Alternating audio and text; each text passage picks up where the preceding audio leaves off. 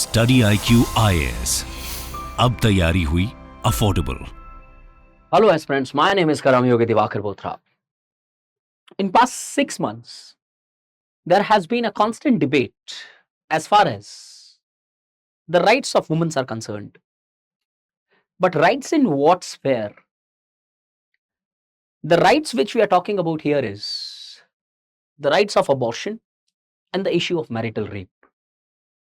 Suppose मैं आपसे ये पूछूं that woman is unmarried and she develops a physical relationship with a person, and the person refuses to marry, then and if the woman become pregnant during those time beyond 22 weeks, can she abort the child? या फिर एक और scenario ले लेता है, the couples are married, the pregnancy reaches beyond 22 weeks, and during this time the divorce takes place. Can then the woman go for an abortion? Law जो है एक फॉर्मल प्रोसीजर और फॉर्मल एस्पेक्ट्स पे चलता है. The interpretation only happens when there is a conflict in the law. अब ये दोनों सर्कमस्टांसेस जो मैंने अब आपको बताए हैं, दोनों पे अलग अलग रेगुलेशंस है. The unmarried woman can not abort the child as per the law because there is nothing written about it. Ban नहीं किया गया है बट उसे इंक्लूड नहीं किया गया है एमटीपी एक्ट के तहत. बट द डाइवोर्सी वुमन के लिए एमटीपी एक्ट के अंदर medical termination of pregnancy act 1971 के अंदर प्रोविजन है. आज नेक्स्ट 20-25 मिनट्स के अंदर हिस्टोरिकल एंटीसेंट से लेके the recent most recent Supreme Court judgement तक will see the entire thing, because this issue is not only important for you as far as the preparation is concern, but ये issue इसलिए भी important है because आपके पास ये legal awareness होनी चाहिए.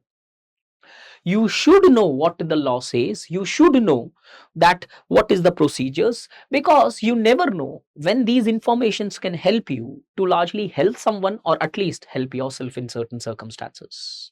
So let's start with the abortion and let's then connect the marital rape with this. This is how the UPSC, this is how the Supreme Court connected it. The case which came after Delhi High Court's appeal was this.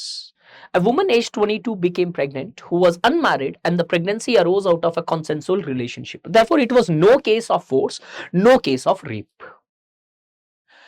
Delhi High Court says that the petitioner is not covered under MTP Act and denied the abortion as she was 22 weeks pregnant. The case goes to Supreme Court. What stand the Supreme Court takes? But before looking into the stand itself, there are certain things which you should be knowing about MTP Act. Because Delhi High Court says कि MTP Act के नीचे unmarried women covered नहीं है. तो देखें कि कौन कौन सी women जो है Medical Termination of Pregnancy Act के नीचे covered है. What are the procedures for abortions? What are the permissions which are required? And what is the week up to which the legal abortions are available in India? Let's look into MTP Act.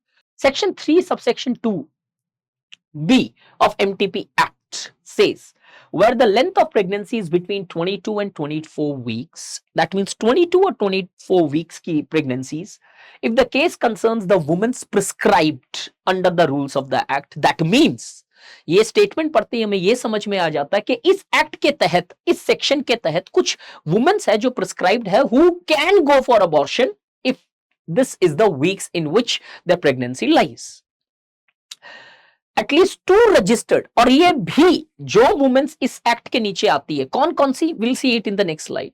जो women's इस section के नीचे आती है, covered है, mentioned है, वो भी they can not choose their abortion as per their choice. Even in that circumstances, even if they are covered, वो कवर्ड भी है तो abortion can only be taken place when this condition is satisfied. That is at least 2 registered medical practitioners must be of the opinion. That is 2 doctor का opinion होना चाहिए. क्या opinion होना चाहिए? Either that the continuation of the pregnancy would involve a risk to the life of the woman, कि women की life खतरे में है if they continue the pregnancy because of certain medical complex issues which could have taken place, or grave injury to her physical or mental health. This is something which now the word is going to be played in the court of Supreme. in the Supreme Court, physical or mental health, or there is a substantial risk that if the child is born, it would suffer from serious physical or mental abnormalities. अगर simplify करूं तो a woman whose pregnancy lies in this and a woman who is covered under this section 3 of the MTP Act can go for pregnancy, can go for the abortion of the pregnancies provided two doctors largely certify that उसकी life को खतरा है या फिर child को खतरा है. That means ये चीज तो क्लियर हो गई कि एमटीपी एक्ट के नीचे obviously there are certain conditions which are present. Now let's see who are the womens who are actually covered. ये जो लिखा हुआ है if women prescribed under the rules of the act, कौन है ये वुमेन्स, कौन कौन सी कैटेगरीज ऑफ वुमेन्स है which is largely covered according to the rule 3B of the same act, MTP Act. Categories of women which are covered, ये 7 categories of women are actually covered. First, survivors of sexual assault, minors, women whose marital status changes during the pregnancies, that is divorce हो जाता है suppose, women with physical disabilities, mentally ill women, risk due to pregnancies, which is also mentioned that there are certain risk that if the pregnancies is continue, they may have certain negative impact on the well-being of the child or maybe the woman itself. Women with pregnancies in disaster or emergency situations. Okay, sometimes disasters and emergency situations is there where there is a possibility that giving a birth to a child in a safe environment may not exist. In such circumstances, if the woman wants, can go for a pregnancy. Obviously, these are prescribed. If you look into this, any woman outside this category would not be covered, and this is what the rules of, that is the words of law which the Delhi High Court followed. कि भैया unmarried women is not mentioned under this. Therefore, will not allow the abortion to this particular female or a woman who has come to us. अब आगे जाते हैं. जो women ने Delhi high court के अंदर अपील की थी उसके बैकग्राउंड के एस्पेक्ट्स को देखो आप. Was the eldest among the 5 siblings and her parents are agriculturalist. Second, her मतलब the social stigma of having a pregnancy without marriage in India is still present. We cannot ignore that. And she was the eldest of all the 5 siblings. That means there is a possibility that her family may pay the price if the pregnancy is continued. This is how the court के अंदर जब होती है चीजें, these every aspect matters. Second, her partner refused to marry her and she wanted an abortion as it would have social stigma as she was unmarried. The other person refused. But obviously, the good thing about this woman was she did not largely misuse the laws that it was a rape. She accepted, okay, it was a consensual relationship and she wanted to abort the child. Now, in such a circumstances, when the woman goes to the court with the truth, there is a possibility agar ऐसे stringent stands लिए गए by court, that the women may then use, then may you misuse the laws. How they would misuse? In these sections, sexual assault is covered. First one.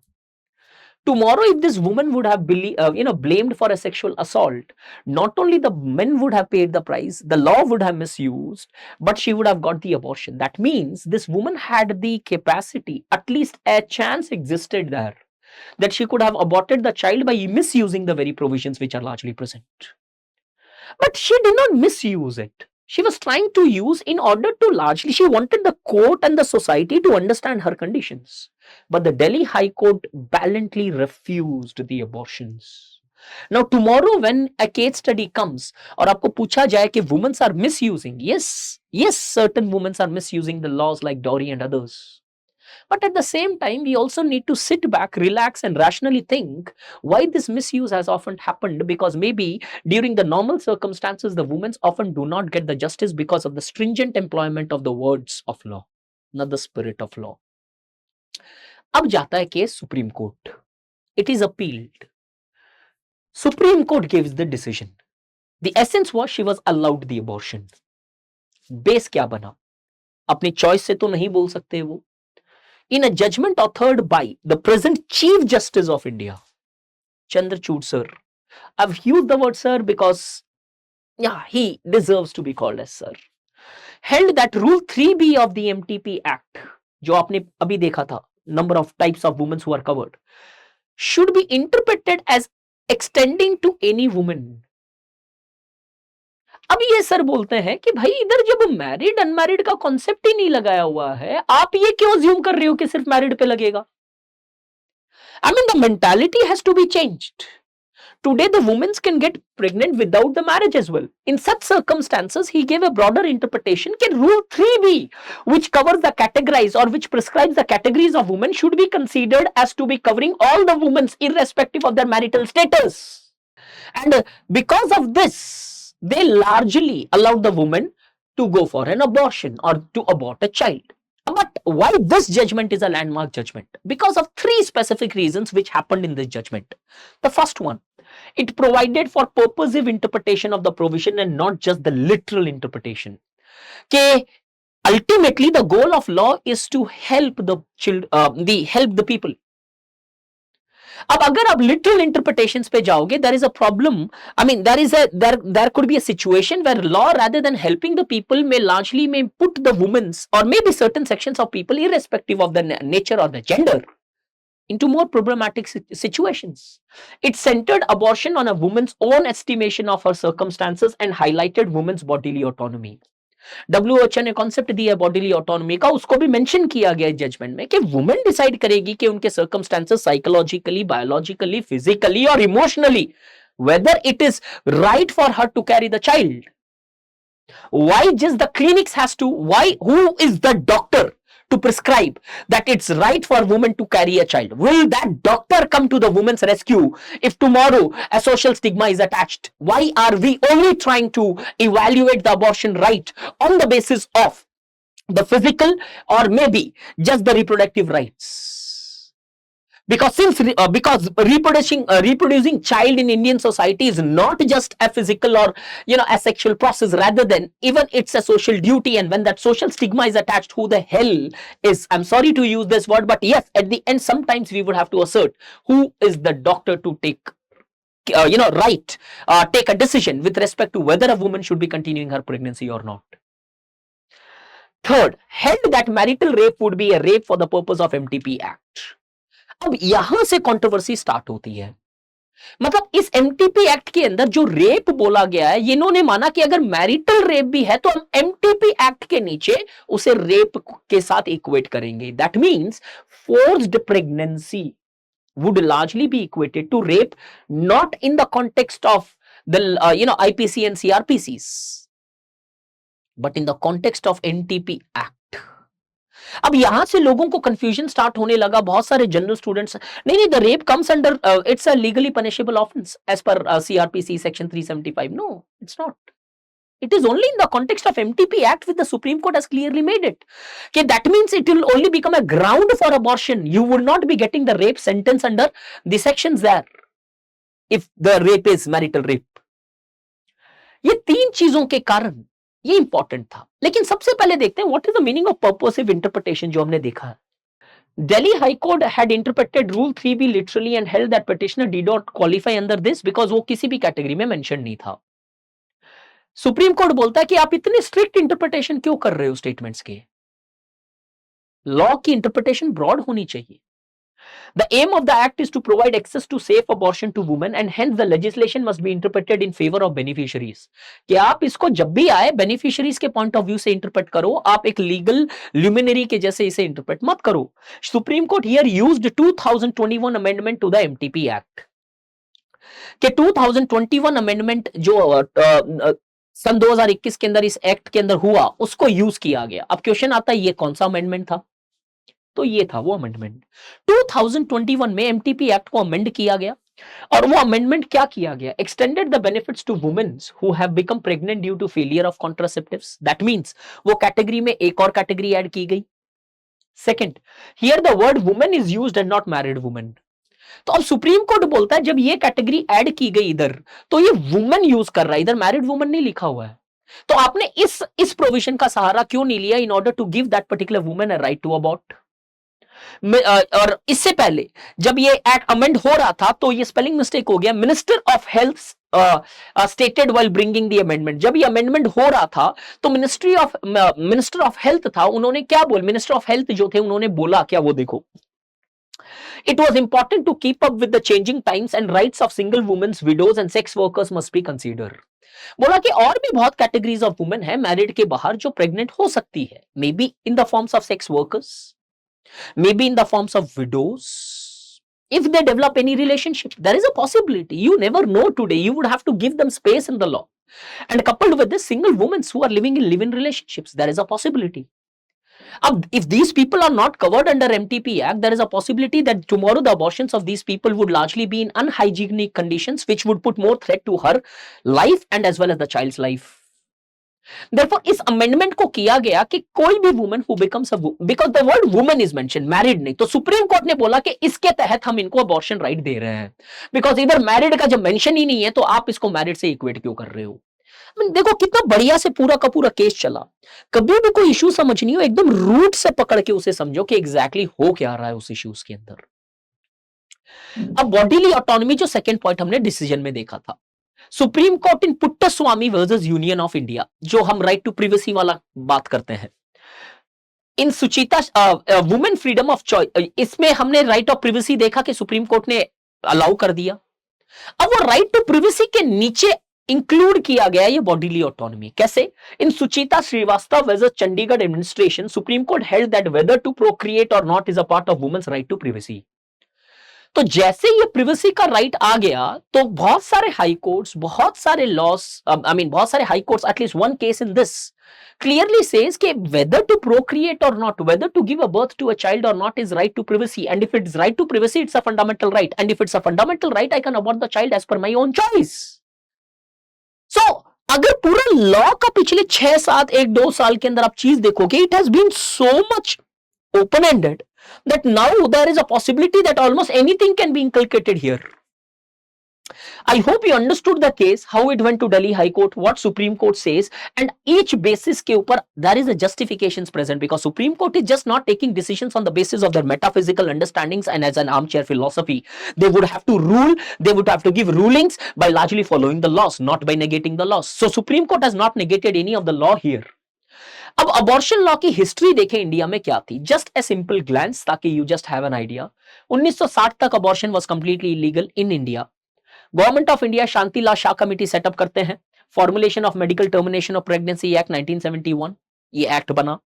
Provision in MTP act, abortion up to, ये पहले था, इसमें amendment हुए हैं. पहले क्या था, initially जब एक्ट आया 12 वीक तक अबॉर्शन अलाउड थे, with permission of single doctor plus permission of 2 doctors beyond 12 week and up to 20 week. That means initially जब ये एक्ट आया 20 वीक तक ही अबॉर्शन अलाउड थे. 12 वीक के ऊपर है, अप टू 12 वीक है तो एक डॉक्टर के परमिशन के साथ, तो डॉक्टर का परमिशन तो लेना ही पड़ेगा, चाहे कभी भी अबॉर्ट करो. 12 वीक से 20 वीक के बीच में तो 2 डॉक्टर की परमिशन के साथ.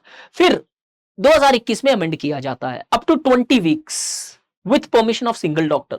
अब 12 वीक को 20 वीक तक सिंगल डॉक्टर तक बना दिया, और after 20 weeks till 24 weeks, that means 24 week तक अब अलाउड है. पहले जो 20 वीक तक था, आज 24 वीक्स तक अलाउड है. लेकिन अब यहां पे certain categories of womens are allowed abortions. That means अब कि चल क्या रहा है पूरा का पूरा, अगर एक लाइन में बोलूं तो till 24 weeks one can abort a child.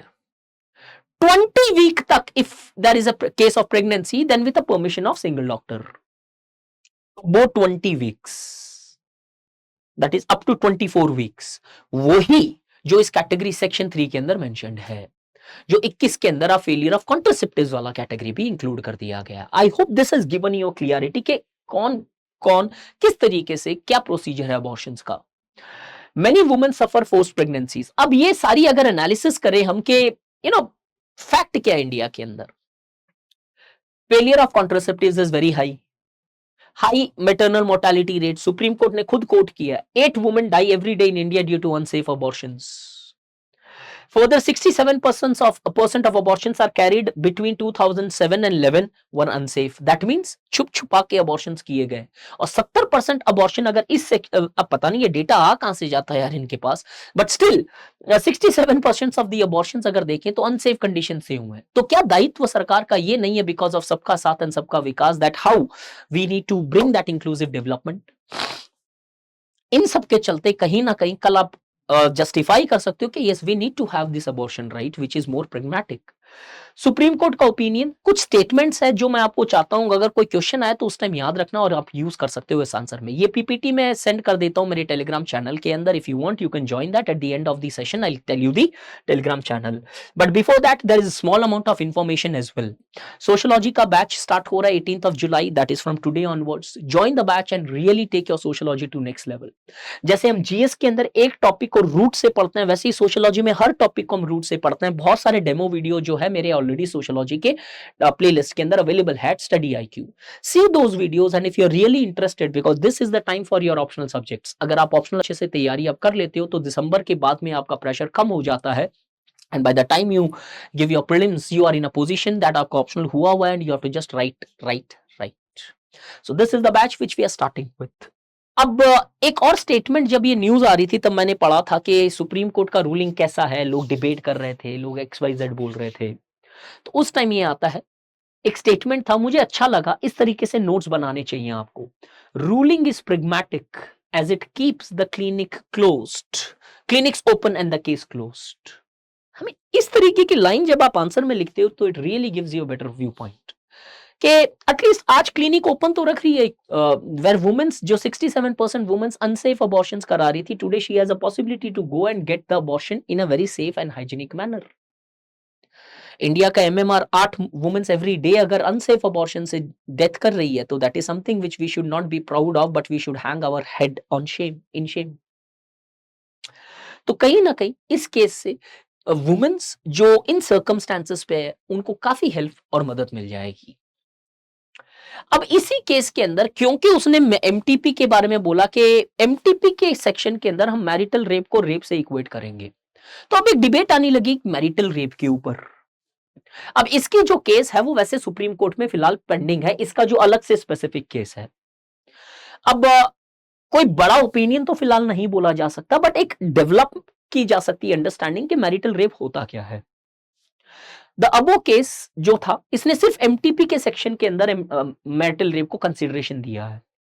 The nature of sexual violence do not undergo a transformation when one decides to marry. और इसलिए और इसके जस्टिफिकेशन में क्या बोला चंद्रचूड़ सर ने कि अगर कोई सेक्सुअल वायलेंस है तो वो चेंज नहीं हो जाता अगर आप मैरिड कर गए तो that is not a rape, no that's not going to be a case. A very good statement used indeed. Marital rape पे लॉ क्या है, बेस देख लेते हैं पूरे लॉ का। सेक्शन 375 एक्सेप्शन 2 के अंदर मेंशन्ड है कि any rape within the marital bonds is not going, I mean any forced sexual relationship would not be equated to marital rape. Removes marital rape from the ambit of rape. Existing case, the meaning of sexual assault in 3B includes husband's act of sexual assaults. जो अभी आपको MTP act के अंदर बताया था, 3B के अंदर जो कैटेगरीज ऑफ वुमेन है, चंद्रचूड़ सर ने क्या किया, उधर सेक्सुअल असॉल्ट के अंदर ये बोल दिया जजमेंट के अंदर, if there is any case of marital rape वो भी सेक्शन 3B के अंदर कवर करेंगे। तो अब इश्यू ये आने लगा, marital rape is equated to sexual assault in MTP act, marital rape is not equated to rape in section 375 of CRPC। तो ये कॉन्ट्रडिक्शन चल रहा है और जिसके लिए आपको पता है केस अभी पेंडिंग है, आगे देखते हैं सुप्रीम कोर्ट क्या ओपिनियन देता है। अब marital rape provision in India, अब इसकी डिटेल लीगल प्रोविजन देखी जाए। Legal position at present in India, not a criminal offence as it is an exception to rape under section 375 of IPC। What does this exception mean? Exception 2 of section 375 of IPC, the section that defines what the offense of rape is, it says sexual intercourse or sexual acts by a man with his own wife, the wife not being under 15 years of age is not a rape. That means इस 375 में clearly mentioned है, if it's your wife then it is not going to be a rape, but provided wife is not less than 15 years of age। अब ये problem है, एक तो 15 years इधर, एक 18 ईयर्स कहीं और दूसरी तरफ पॉस्को एक्ट। इतने कंफ्यूजन है एक्ट के अंदर, कुछ पॉस्को के नीचे कवर्ड है, कुछ सेक्सुअल असॉल्ट MTP के अंदर हम मानते हैं, मैरिटल रेप को रेप नहीं मानते हैं CRPC में। I am pretty much sure अगर चंद्रचूड़ सर के होते होते जजमेंट आता है तो pretty there is a possibility शायद इसके अंदर कुछ चीजें चेंज होने वाली है। टाइमलाइन, द रेप लॉ बहुत सारी चेंजेस अंडरगोन की है, this exception has been part of IPC, लेकिन जितनी भी चेंजेस आई है कभी भी मैरिटल रेप पार्ट नहीं बना। Almost all the opinions have existed against it to make it और include it under the provision of rape. क्यों?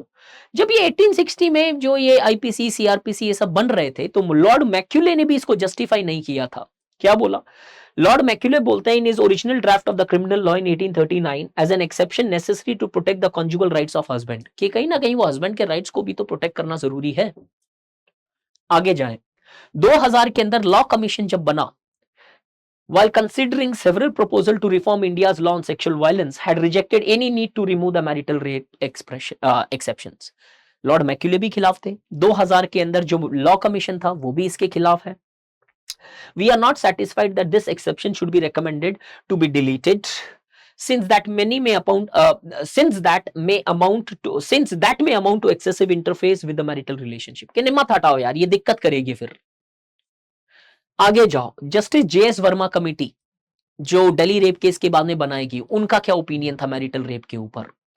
Proposing amendments to India's rape laws after horrifying Nirbhaya gang rape and murder had included the deletion of marital rape exception as one of its recommendation. तो first time recommendation marital rape को rape की equate करने के लिए JS Verma committee से आई India के अंदर since 1860, और लेकिन ये recommendation मानी नहीं गई। क्यों? पार्लियामेंट के अंदर क्या हुआ? इन 2015 when the government was questioned in parliament about marital rape, the minister of state for home affairs हीरा भाई पार्थी भाई चौधरी responded। अब क्या बोलते हैं देखिए minister, marital rape cannot be applied in the country since marriage was treated as a sacrament or sacred in the Indian society। Marriage एक sacred है, ये कोई law legal point of view से नहीं रेगुलेट की जा सकती है। अब एक बात बताओ यार मुझे, अभी ये इन्हीं की सरकार बोल रही है यूसीसी लाओ, यूसीसी लाओ, यूसीसी लाओ, इन्हीं के मिनिस्टर बोलते हैं 2015 में मैरिज सीक्रेट है। क्या यूसीसी सिर्फ माइनॉरिटी पे अप्लाई होगा क्या? मेजॉरिटी पे अप्लाई नहीं होगा क्या? एक तरफ खुद अपने अब हम अपने धर्म के बेसिस पे मैरिज को डिफाइन कर रहे हैं, दूसरी तरफ बोलते हैं एक सिंगल लॉ होना चाहिए। अब क्या हम ये बोलना चाह रहे हैं कि वो लॉ जो है हिंदू मैरिज के अकॉर्डिंगली सब पे लगा दिया जाए? नहीं, पॉसिबल नहीं है। Never it would happen in India. Everybody has their own marriages, have their own understandings of marriages. A single law, if it is there, it should be a combination of all the religions. It should not just be guided by a single dominant majority. क्यों? इस समाज में सिर्फ Muslims नहीं है, जैन्स भी है, Christians भी है, पारसीज भी है, और भी बहुत मेजॉरिटीज माइनॉरिटीज है। मान लिया ऑफिशियली 6 रिलीजियस माइनॉरिटीज है, उन ट्राइब्स का क्या, जो जिनके अपने किनशिप सिस्टम्स है। So please make a point. पहले यार ये द सरकार शुड बी वेरी क्लियर कि इनके मिनिस्टर क्या बोल रहे हैं। Marriage is sacred. अब चलिए फिलहाल इस कॉन्टेक्स्ट के अंदर यूसीसी कभी और डिबेट करेंगे। वैसे एक और वीडियो मेरा बनाया हुआ है यूसीसी के अंदर, अगर क्लियरिटी लेनी है not from the basis of your own ideologies but reality में, अगर यूपीएससी के पॉइंट ऑफ व्यू से, go and watch that video. Clearly says that marriage is sacred. अब जब कुछ सेक्रेट है तो शायद उसे हम इस तरीके से, फिर ये कहीं ना कहीं सैंक्टिटी मैरिज की खत्म हो जाएगी। Every wife would then be on a second day, अगर मुझे हीरो का हार नहीं लाके देते हो, there is a possibility women may exploit that. क्यों सर ऐसे कैसे बोल सकते हैं? सुप्रीम कोर्ट बोल रहा है। क्या बोल रहा है? the law of dowry was meant to be used like a shield by women, but the women have used it like a weapon। Supreme court का स्टेटमेंट है। जब डॉरी का इतना मिसयूज हो चुका है तो देयर इज अ पॉसिबिलिटी कल मैरिटल रेप आने के बाद में तो every second husband may be in jail just because they did not listen to their respective wives। No, that is a serious danger which can take place। First found, see law का principle है, 100 people who are actually corrupt could be left, but one single honest person should never be punished। We have already seen the case recently, that SDM and other government servant cases which have taken place, how the women are actually exploiting। There is a possibility that there is not a possibility, there are the facts which are present that women are actually exploiting many of that positive aspects which are largely given। Timeline 2017 में अब supreme court क्या बोलता है, तो हमने इधर तक timeline देखी। 17 में held that section should be read with wife not being under 18 years of age, क्योंकि ओरिजिनली क्या है सेक्शन के अंदर 15 इयर्स। अब ये बोलता है भैया एज का कॉन्सेप्ट खत्म करो, 18 साल होनी चाहिए। अब आगे another significant judgment which came in the year 2021 when Kerala High Court ruled marital rape as a valid ground for divorce। अब केरला हाई कोर्ट ने एक जजमेंट दिया कि भैया marital rape could be a ground for divorce. अब problem ये आ रही है गाइस, सुप्रीम कोर्ट इसे एमटीपी में रेप के बराबर मानता है, sexual assault. Kerala high court ने भी कुछ जजमेंट दिए, it's a ground for divorce. अब सीआरपीसी के अंदर ये रेप नहीं है। अब जब केस लड़े जाते हैं दोनों तरफ, होता क्या है कि आपको पनिश किया जा सकता है लेकिन आपको रेप का पनिशमेंट नहीं मिलेगा। दिल्ली हाई कोर्ट में 2022 के अंदर, आगे देखो कितने जजमेंट आए मैरिटल रेप्स पे, कितने ओपिनियंस आए। अब ये पता होने चाहिए rather than your own ideology जो आप आंसर में लिख देते हो। Split decision on the constitutionality of marital rape exception. अब जस्टिस राजीव शक्तर साहब ने बोला held that exception 2 of section 375 को हटाया जाए क्योंकि वो आर्टिकल 14, 15, 21 का वायलेशन है। लेकिन फाइनली ये स्प्लिट जजमेंट था, मेजॉरिटी मानते हैं कि नहीं मैरिटल रेप नहीं हटाया जाए। इन जस्टिस ने बोला कि नहीं, ये आर्टिकल 14, 15 और 21 का उल्लंघन है हमारे कॉन्स्टिट्यूशन के फंडामेंटल राइट्स का। अब present case of supreme court जहां पे उन्होंने बोला कि एमटीपी एक्ट के नीचे मैरिटल रेप को असॉल्ट मानेंगे। समझ में आया यहां तक कैसे पहुंचे हम? Please make a notes, please start studying in such a manner. ये कुछ भी आता है न्यूज, उसके पीछे कनेक्शन किए बगैर if you study it's not going to help. क्या हमें क्रिमिनलाइज करना चाहिए? इस पीपीटी को आप जरूर पढ़ना। अगर हम क्लियरली देखें कि क्रिमिनलाइज करना चाहिए कि नहीं, सर आपका ओपिनियन क्या है? मैं जस्ट मेरा एक opinion on the basis of certain grounds बता दे रहा हूं यहां पे। अगर हम देखें कि women who are married they do face sexual assaults, so therefore you cannot discriminate that a sexual assault faced by a married woman is not a rape, non-married woman is a rape. This creates a discrimination. But at the same time you should also be knowing this, that if suppose this is equated to rape, is there any possibility tomorrow of its exploitations? Because we have already seen the cases like dowry law has been exploited. Second, how do you largely prove that a particular sexual act was not a consensual one but it was a rape? At least in a marital bond it becomes quite difficult, as both of these husband and wife would have having a conjugal relationships with each other since long period of time. In such circumstances it becomes almost impossible to largely find out who or which party largely could be correct, and in that circumstances there is a possibility that the husbands or their in-laws could largely be exploited. Further, just to take a divorce, a case may be put up on a husband as well. Therefore, there are loopholes. No doubt the discrimination should be taken care of, but the discrimination should, inclusion of certain sections should not largely lead to exclusion of others. ये line याद रख लेना सिर्फ। Further, तो क्या कुछ भी नहीं करना चाहिए सर? क्यों नहीं करना चाहिए? हमारे पास ऑलरेडी ऐसे लॉज है, डोमेस्टिक वायलेंस एक्ट, जिसके बेसिस पे हस्बैंड को पनिश किया जा सकता है। But sir, that he will not be getting a rape sentence. Yes, he will not be getting a rape sentence. तो आप बैठ के 2 मिनट ये सोचो कि हमारा लॉ मैरिटल रेप के अंदर हमारा गोल क्या ये है कि हस्बैंड को पनिश करना है या मैरिटल रेप जैसी चीजों को खत्म करना है? अगर खत्म करना है तो पनिशमेंट डोमेस्टिक वायलेंस के अंदर देने से भी खत्म हो सकता है।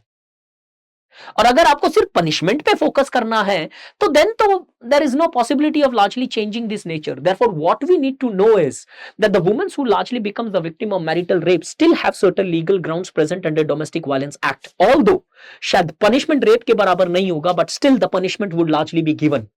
So ultimately the goal should be in empowering the woman and at the same time largely making sure that these women at least can use the Domestic Violence Act in order to take an action on the forced or marital rapes which are taking place, because the grounds or the law still has the capabilities to punish the guilty husband.